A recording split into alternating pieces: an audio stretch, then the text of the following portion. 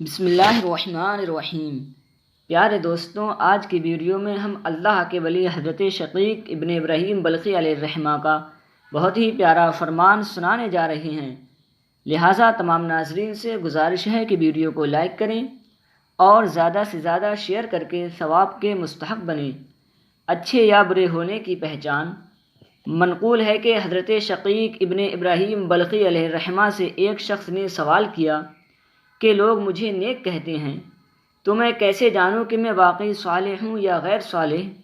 تو حضرت نے ارشاد فرمایا، تو اپنا بھید صالحین کے سامنے ظاہر کر، اگر وہ اس سے راضی ہوں تو سمجھ لے کہ تو نیک ہے ورنہ نہیں۔ اور فرمایا، تو دنیا کو اپنے قلب پر پیش کر، اگر تیرے دل نے اسے ٹھکرا دیا تو سمجھ لے تو نیک ہے ورنہ نہیں۔ اور آپ نے ارشاد فرمایا، تو اپنے نفس پر موت کو پیش کر، اگر نفس موت کا متمنی ہو تو جان لے کہ تو صالح ہے ورنہ نہیں۔ السلام علیکم۔